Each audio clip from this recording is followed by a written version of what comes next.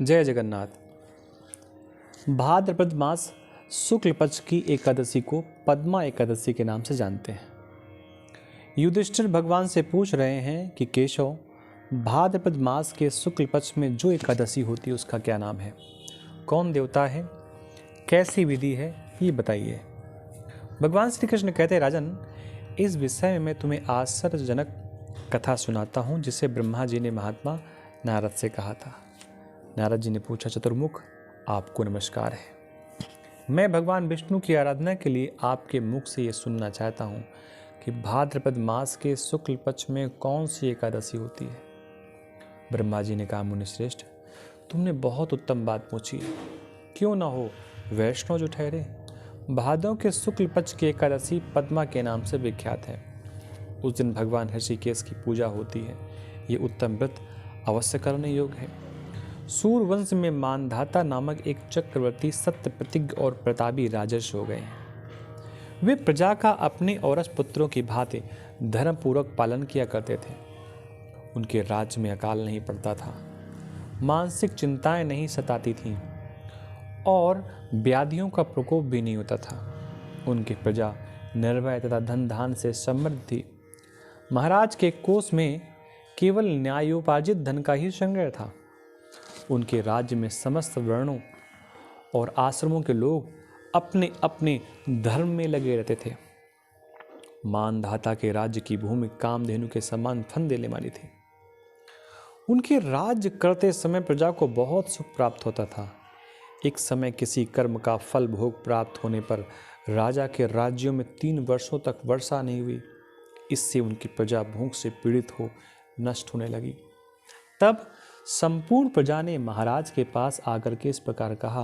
प्रजा बोली, नृपश्रेष्ठ, आपको प्रजा की बात सुननी चाहिए। पुराणों में मनीषी पुरुषों ने जल को नारा कहा है। वो नारा ही भगवान का अयन निवास स्थान है। इसीलिए वो नारायण कहलाते हैं। नारायण स्वरूप भगवान विष्णु सर्वत्र व्यापक रूप में विराजमान है। वे ही मेघ स्वरूप होकर वर्षा करते हैं। वर्षा से अन्न पैदा होता है और अन्न से प्रजा जीवन धारण करती है। नृपश्रेष्ठ, इस समय अन्न के बिना प्रजा का नाश हो रहा है। अतः ऐसा कोई उपाय कीजिए जिससे हमारे योगक्षेम का निर्वाह हो। राजा ने कहा, आप लोगों का कथन सत्य है, क्योंकि अन्न को ब्रह्म कहा गया है। अन्न से प्राणी उत्पन्न होते हैं और अन्न से ही जगत जीवन धारण करता है। लोक में बहुधा ऐसा सुना जाता है तथा पुराण में भी बहुत विस्तार के साथ ऐसा वर्णन है कि राजाओं के अत्याचार से प्रजा को पीड़ा होती है, किंतु जब मैं बुद्धि से विचार करता हूँ तो मुझे अपना किया हुआ कोई अपराध नहीं दिखाई देता। फिर भी मैं प्रजा का हित करने के लिए पूर्ण प्रयत्न करूँगा। ऐसा निश्चय करके राजा मानधाता इन्हें गिने व्यक्तियों को साथ ले विधाता को प्रणाम करके सघन वन की ओर चल दिए।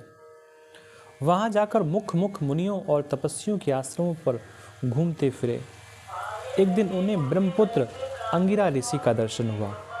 उन पर दृष्टि पड़ते ही राजा हर्ष में भरकर अपने वाहन से उतर पड़े और इंद्रियों को वश में रखते हुए दोनों हाथ जोड़कर उन्होंने मुनि के चरणों में प्रणाम किया।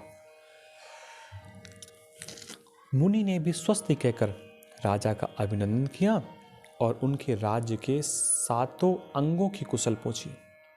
राजा ने अपनी कुशल बताकर मुनि के स्वास्थ्य का समाचार पूछा। मुनि ने राजा को आसन और अर्घ्य दिया। उन्हें ग्रहण करके जब वे मुनि के समीप बैठे तो उन्होंने इसके आगमन का कारण पूछा। तब राजा ने कहा, भगवन, मैं धर्मानुकूल प्रणाली से पृथ्वी का पालन कर रहा था, फिर भी मेरे राज्य में वर्षा का अभाव हो गया है। इसका क्या कारण है, इस बात को मैं नहीं जानता। ऋषि बोले, राजन, ये सब युगों में उत्तम सतयुग है। इसमें सब लोग परमात्मा के चिंतन में लगे रहते हैं तथा इस समय धर्म अपने चारों चरणों से युक्त होता है।